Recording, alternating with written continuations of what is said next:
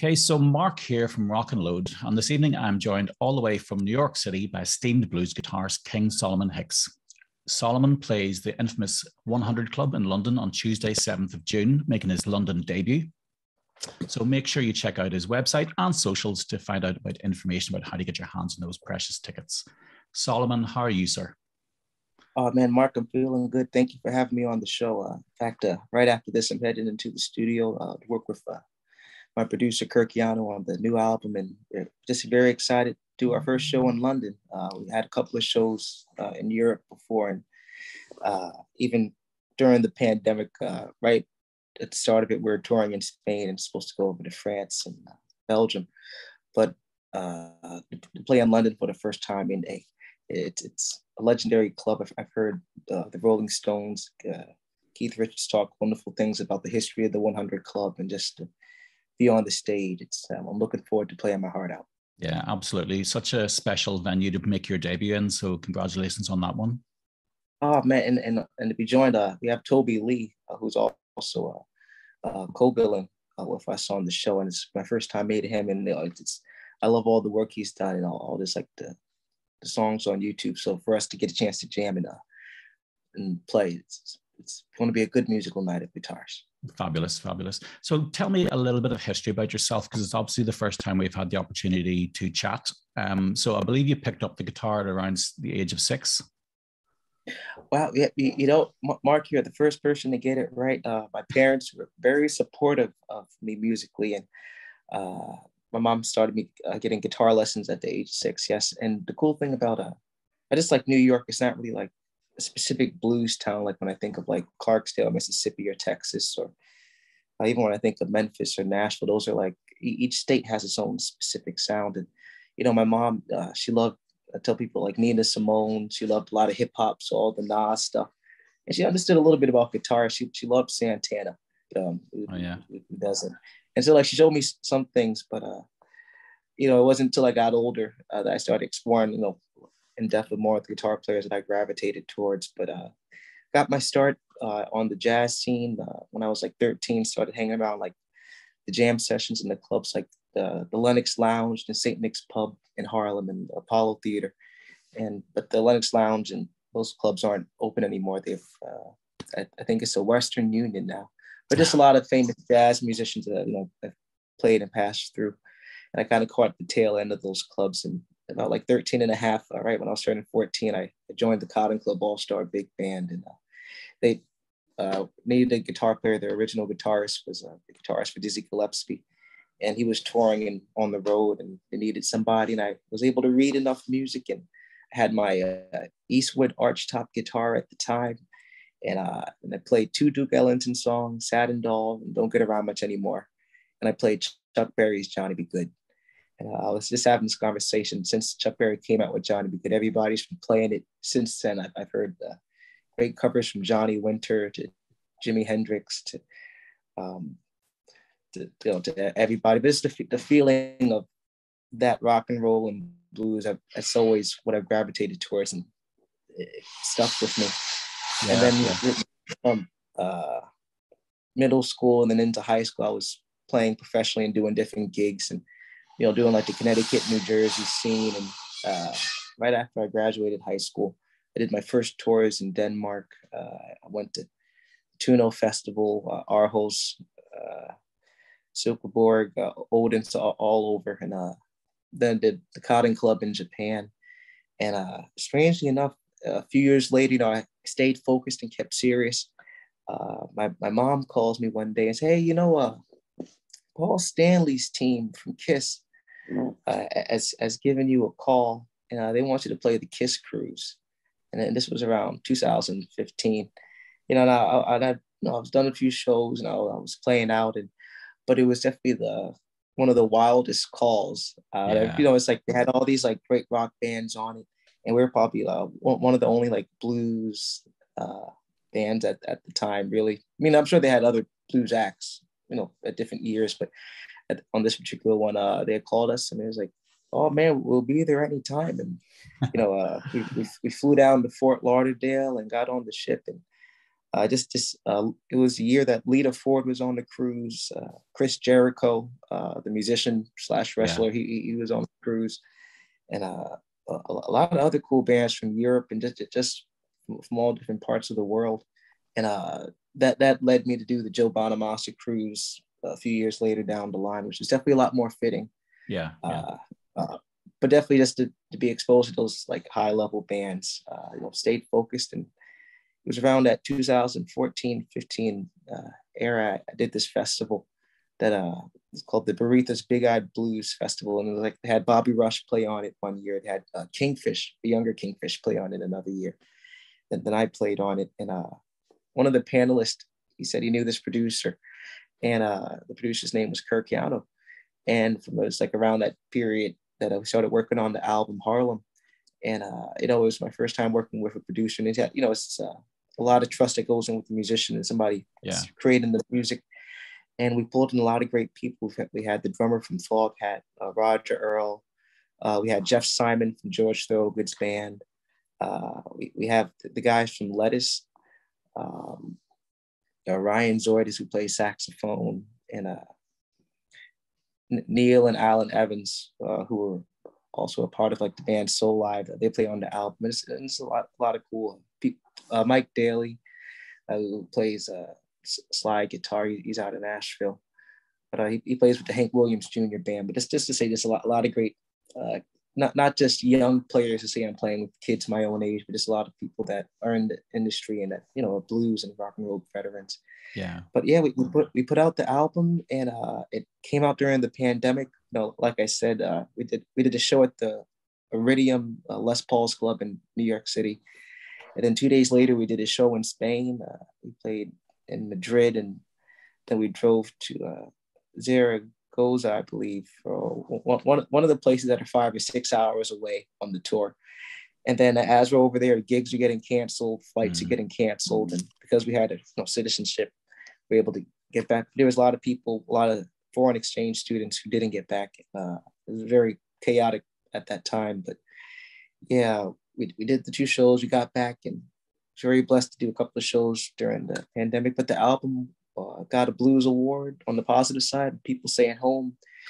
A lot of people need to listen to music. So on that hand, it got the Blues Award down in the BMAs in Memphis, and that was a huge honor and this accomplishment, and just to be recognized by the peers. But just staying focused. Been very blessed. Just got off the road from. I'm not too sure if you're familiar with Beth Hart. Yes. I saw Beth, and she was maybe in Ireland maybe about a year ago, just at the end of the pandemic. Yeah. And also, she's this amazing person, and this how she touches souls. It's beyond. For those out there listening to the show, if you haven't seen Beth Hart, make sure you see her. But we just got off the road with her. Did a couple of shows with Samantha Fish, huge fan of hers, and Allie Bennigal out of Kilgore, Texas. Both just 2 phenomenal women killing it in the blues and rock and roll scene. And before I got a chance to open up for Robert Cray, and did a few shows with Shamika Copeland, and even got a chance to open up for Mavis Staples out in Connecticut. So it's been a wild life, and it's as I heard Miss Betty Levette say, it's all about just riding the ups and downs and the waves. And it's cool.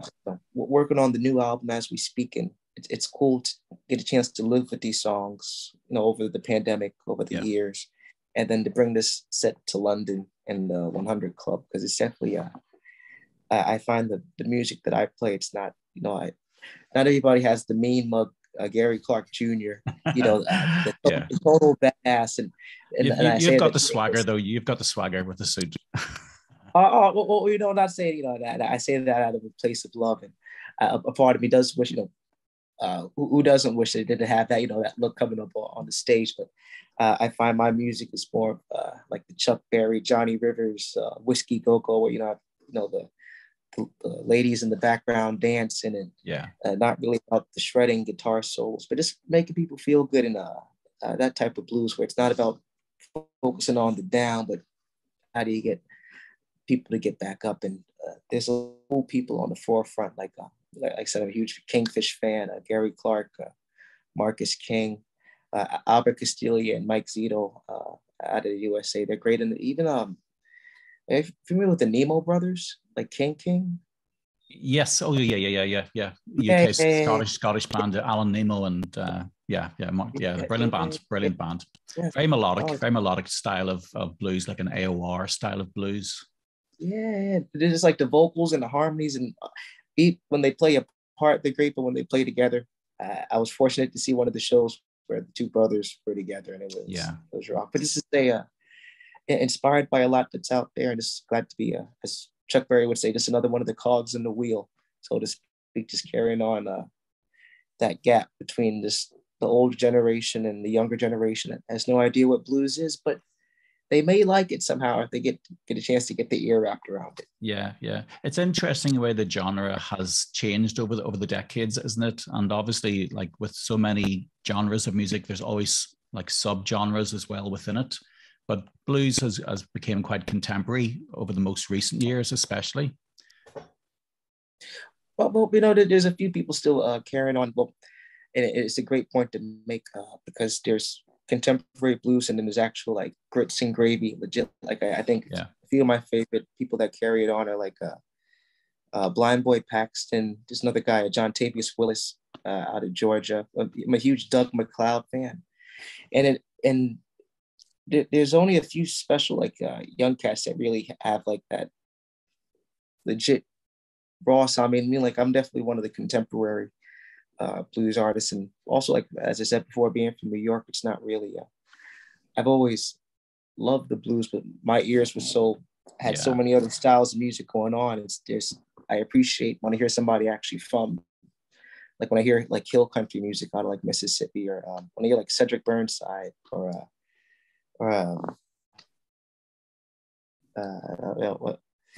there's another guy that I'm trying to think of his name right now. Marquise Knox. Marquise Knox is who I'm thinking about. I think he's out of Georgia too, or somewhere like on the Delta side. But those are cats that like who like their parents and like their fathers and grandparents, they played blues from the area, and I almost describe it like drinking whiskey. Sometimes some people need whiskey with some Sprite and something to like take the edge off. Some people are like me; they can drink whiskey straight up. Give me what tastes like gasoline. And then there's some people that know if you tried to put water in the whiskey to try to make it like the glass seem full, but like, this isn't the real stuff. No, like what are you trying to sell me? And so it's definitely but also what I find one of the main factors, like when I hear like somebody like Buddy Guy or like Bobby Rush or Charlie Musselwhite or even like Elvin Bishop, like the guys are like from around that time. They grew up in an era where they really saw, the world was in a total different place.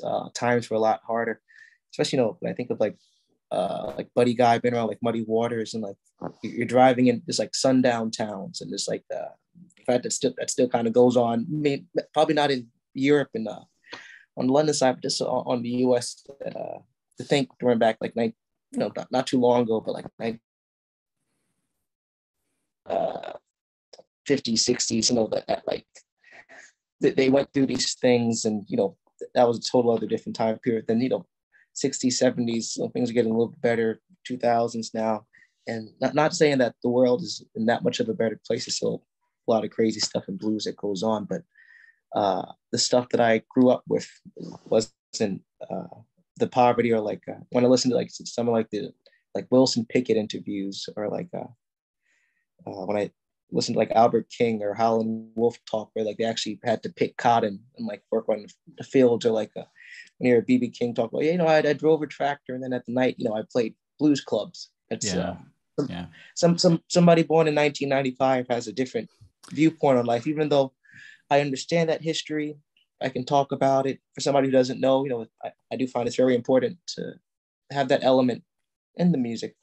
But for the stuff that I enjoy, I definitely like.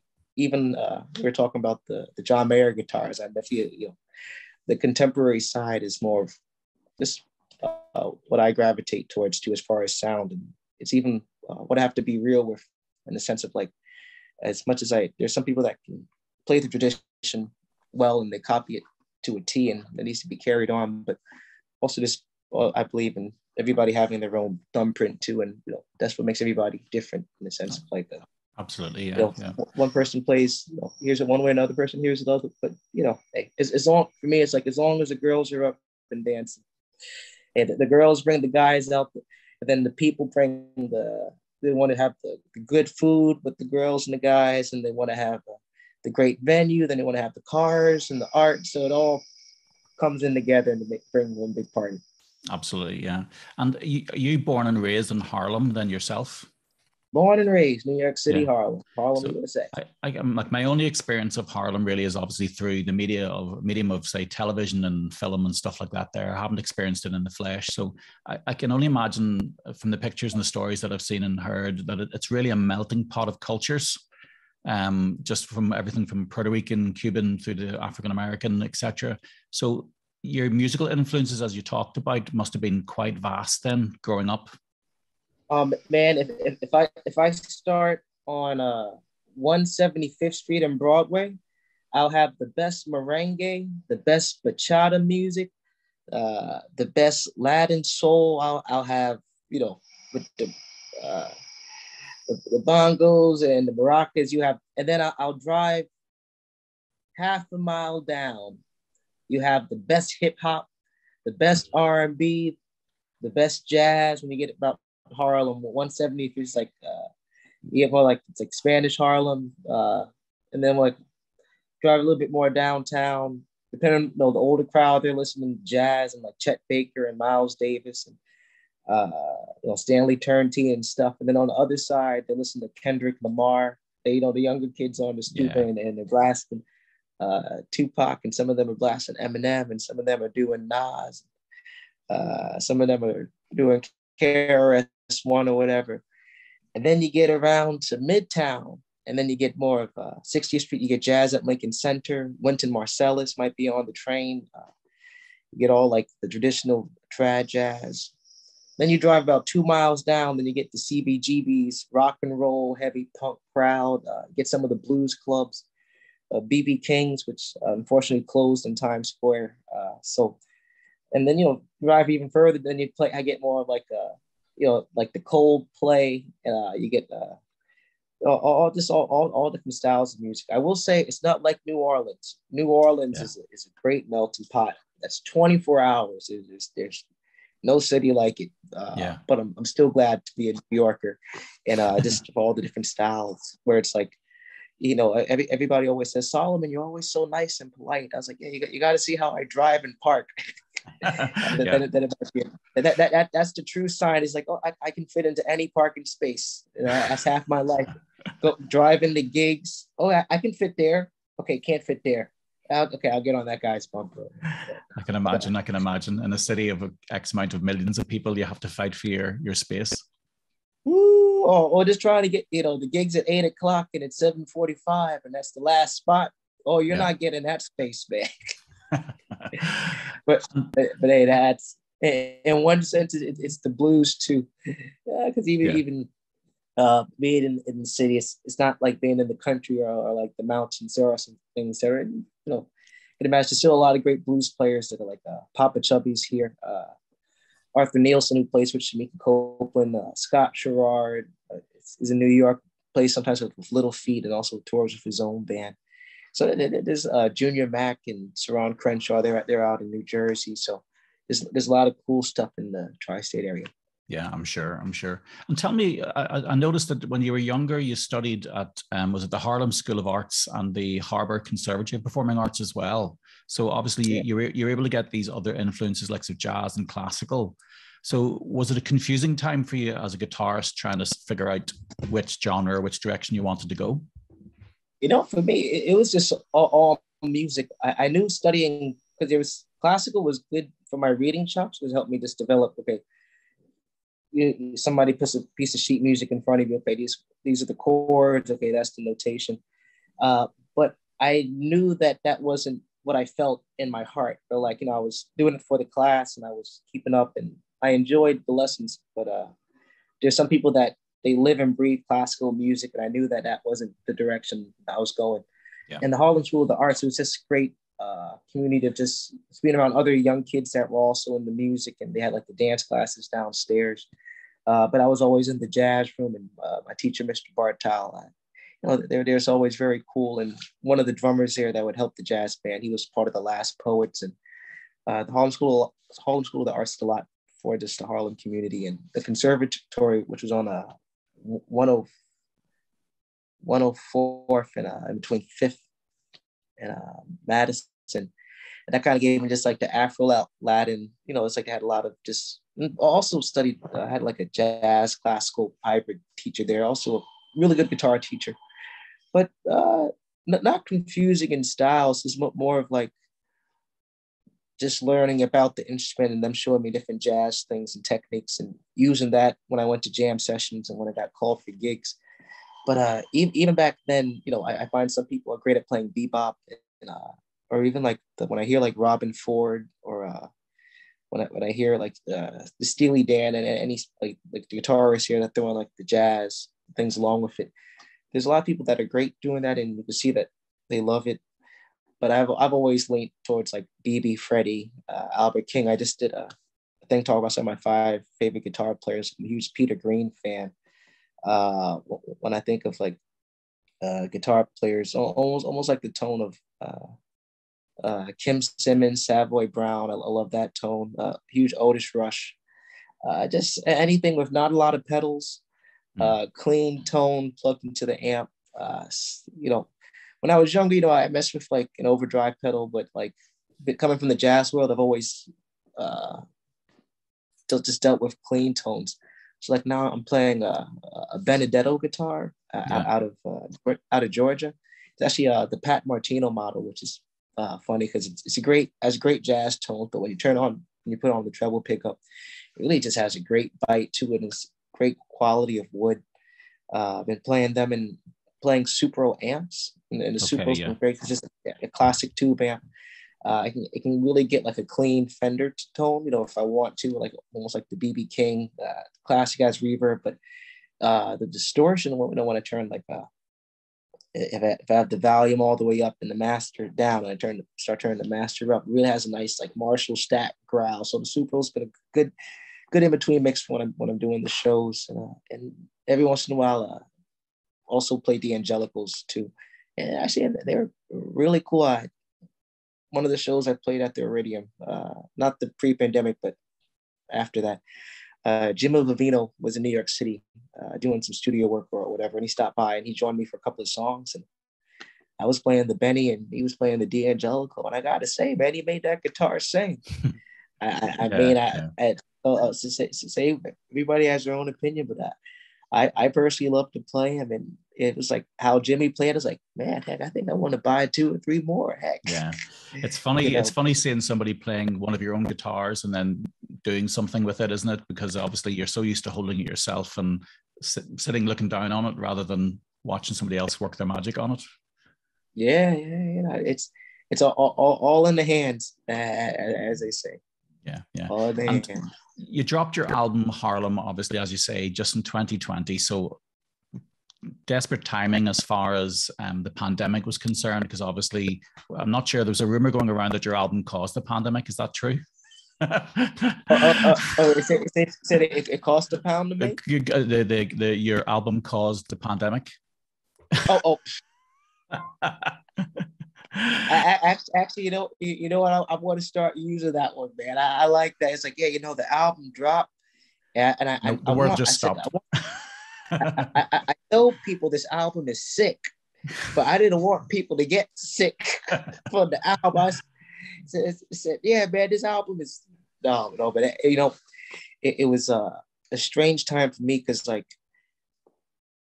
Personally, it felt weird to talk about, hey, I have a new album, but there's like thousands of people dying daily. A lot of people got sick, and especially at the time when there were no vaccines, it was a weird. On one hand, as you said, it was like the worst time to drop the album.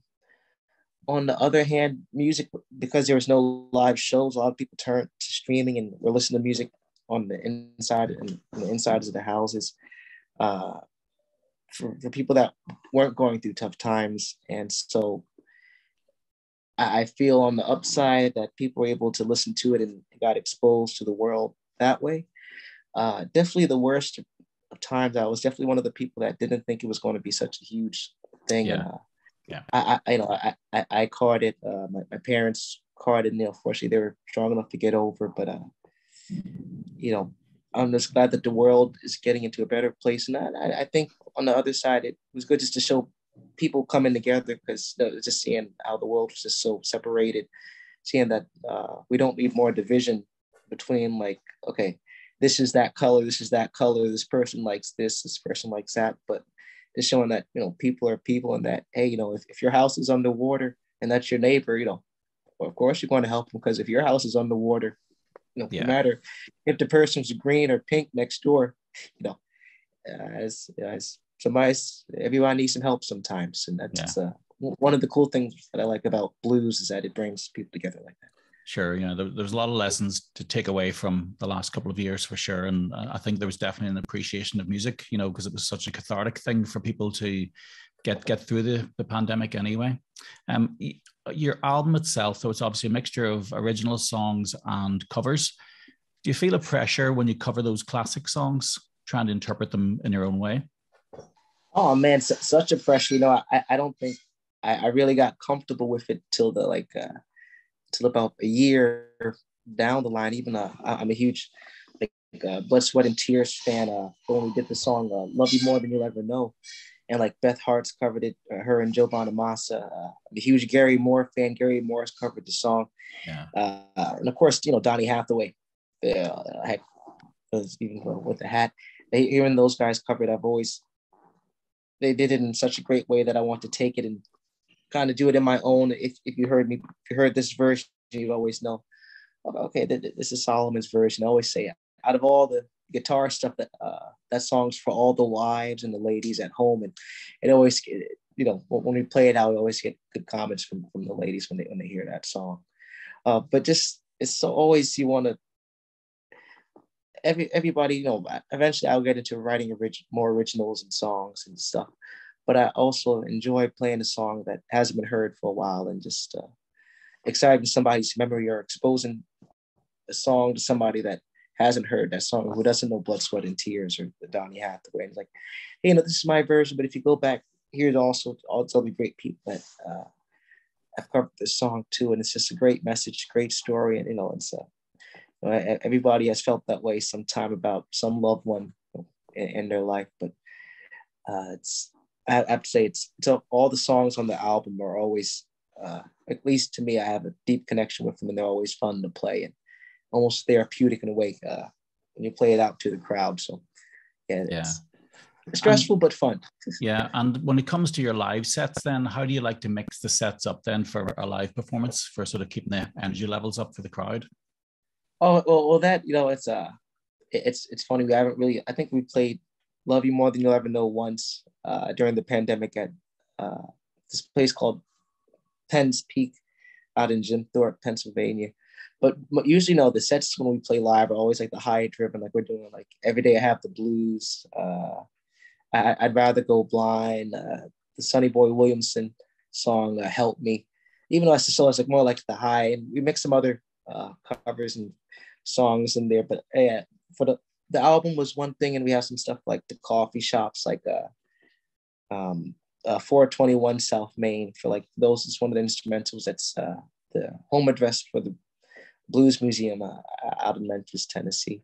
Okay. But but most of the songs that are for the live set are always hard driven, guitar heavy blues, and we save some of the other softer stuff for like this, more for the radio and airplay.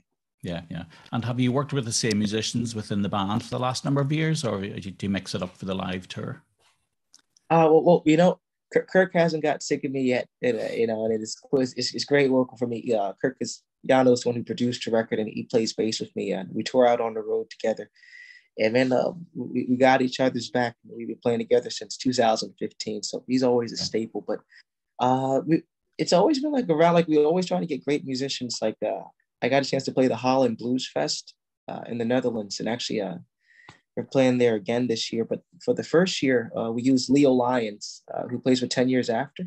Oh, yeah. We used him. Well, he had graciously agreed to play with us for the show. He wasn't on the road at the time, and he didn't want to do out and do some playing. But yeah, so we had Leo Lyons. As I said, sometimes we use Jeff Simon. He plays with George Thorogood. So when George is not out on the road, we use Jeff. But the coolest right now that we've been playing with Steve Holley, and actually we just did a show in Levittown, Pennsylvania yesterday.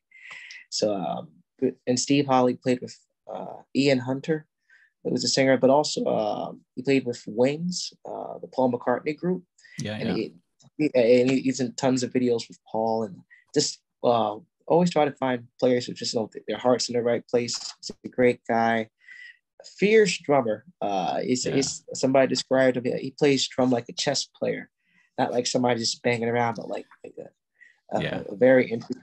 And we played the last couple of shows together, and he's just been great. And actually, he's going to be with us at the 100 Club when we play out in London. So it's been cool just to kind of get the things together and all the parts, because and just to have the power trio. Very good, Huge Grand Funk Railroad fan. When I think of Hendrix, Cream, just definitely a huge Eric Clapton fan. And this that type of guitar, bass, drum synergy. There's just nothing like it when it's in the right place. Yeah, for sure. And you touched on you're starting to record already for the next album. Oh yeah, headed to the studio. And no rush, Mark. By the way, but yeah, this. Definitely appreciate talking, but headed to the studio after to see Kirk, because he has his call it Studio 99 out in Greenpoint, Brooklyn.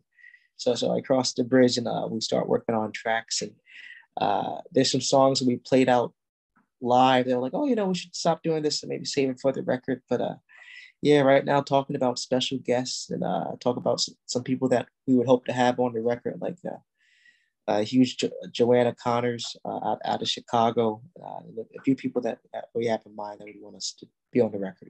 Yeah, I'm sure as a young musician, you must have a bucket list yay big as far as the things that you want to achieve. Well, it's funny. A lot of stuff I feel blessed in my life that to even have this type of career and to be doing the things from. I said, even just doing the Joe Bonamassa cruise, and I got a chance to meet him, Eric Gales, a lot of those guys I know personally, Chris Kane, Kenny Wayne Shepherd, Shamika Copeland, just a lot of like my blues heroes, that people that actually have been around. Great, when I think of like Joe Bonamassa's history and everybody that he's been around, and Eric Gales actually grown up in Memphis and been on the Arsenio Hall show. I feel a lot of my dreams have been accomplished, and that really when I tell people what I live for, and the only reason why I'll drive 9 hours to play in a theater for 9,000 people, only getting 9 minutes of sleep with 9 strings on my guitar. What keeps me doing that is when you see somebody in the audience, you don't know them, they don't know you, and you play some music for them that makes them tap their foot. They could be in the audience talking to, their wife, their husband, or whatever, and and they just start tap, and you can see that they're into it. That type of feeling for me, that's what keeps me going. The stages keep getting big and bigger and bigger. The arenas, more security, more lights, but that I find that's not what is. Of course, you want that for the career. You want that for the longevity. But people, all the other stuff that comes with it. But just the healing aspect of making somebody's day better when you don't know them. And it's like, hey, I was having a really crappy week, but because I heard your music, I forgot about it. In fact, I'm going to start trying to do better. One of your songs inspired me to like put down that whiskey glass. Maybe not for 2 days, but I'll put it down for the day and try to get better. If I can do that as somebody, big. All about the baby steps, but those are the things that I look forward to for the next 50, 60 years of my life. And when I think of people like Walter Trout and I said Elvin Bishop and Buddy Guy, these are people that have been doing it. And I don't know if it was Keith Richards or Muddy Waters that would say, I'm going to do it till the wheels fall off. I'm going to be doing this for a long time. So it's It's funny that it's funny though, because at least blues as a genre is one of those genres that does afford you the luxury of doing it right up until you can literally do it no more. Because I was speaking last week actually with Robin Trower, and he's 77, I think he is this year. You know, it's remarkable, obviously, and he's sitting writing songs for his next album. You know, it's just inspiring to say the least. Yeah. Well, you know, it's one of those genres that like you do it because you love it, and when you love it, you see it's extremely genuine. Like even like when I hear like Robin Trower or Doug McLeod or Curtis Salvat, like when I hear them talk on stage, they're not just playing songs or telling stories of their life. You don't get that unless you've lived that long. Versus like, you know, and you want to have, you know, like I said, elements of pop and like other styles. And like, you know, I'm like, as I said, I'm a huge fan of 808s and hard driving beats and, you know, DJs and stuff, DJs with musicians and stuff like that. Mm. But yeah, you always want to have the element of just like actually telling the story and, you know, living life. And with pop music, sometimes it's more of just like a flash, come and go. You know, I have the money, I got that, and then it's kind of, well, you know, if that's who you are, you know, certain people, then, you know, God bless you, and also, you know, the world needs that too. I mean, everybody has, you know. Oh, sorry, give me a second. No problem. Everybody wants to call when you're on a Zoom call. That's Yano in the studio going, "Where the hell are you, man?" And it's like you're the one who signed me up for the interview. What do you mean? What do you mean? Where? No. But yeah, it is. Blues is definitely one of those genres where it's not about the race of like, oh, I'm just trying to get there, but it's really about experiencing those ups and experiencing the downs, and then you get, you know, you're able to experience a comedic humor in life. Like when I hear like a Don Rickles or what's my guy? Just the funny things of life that we all relate to. Of like, you know, we all go to the bathroom every day and say, man, why I got to get up and do this, but you know, we do it anyways because that's life. And blues is definitely one of those things that is relatable, and you know, it's even in my time of 27 years old, there's some things that I went through, and it's like, yeah, I feel I express this through the blues, you know, the best way. You know, every generation has a way of saying it, but you know, everybody gets cheated on. You know, every once in a while, somebody slashes your tire or breaks into your car. You know, everybody's cell phone breaks, so it's all the blues. Yeah, absolutely. And as you know yourself, with age, you'll probably get better like a fine wine. So, you know, you've got that to look forward to. Oh, well, you know, you got to fight for it. You know, it's one of those, you know, there's a lot of great guitar players everywhere. And you take all those experiences and you sharpen and you refine. And there's definitely, as they say, a hurry up and wait.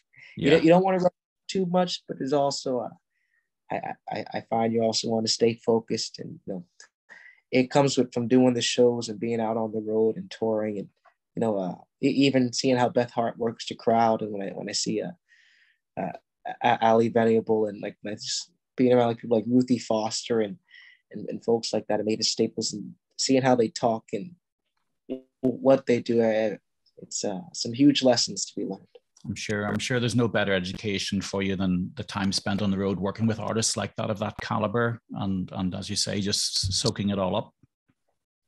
You know, I get home back to New York and I'm like, oh man, these bands are horrible. Let me get back on the road, man. Heck, I want to be around the good stuff. Where's Jazz Fest? Is this still going on? I know. You're living the dream, man. You're living the dream. Well, look, Solomon, I'll leave it there. Thank you very much for your time. It's an absolute pleasure talking to you. Oh man, Mark. Well, you know, I hope you're around the 7th. You know, I want to ask some friends. I'd love to have you on the guest list and bring some folks out. Absolutely. We'll make sure we're down there representing anyway. So look, safe trip. And once again, just a reminder for everybody, Solomon plays the 100 Club June 7th in London. So make sure you check out the website, check out the socials for tickets. Once again, King Solomon Hicks. All right, man. You guys have a great evening. You too. Take care. Enjoy that studio.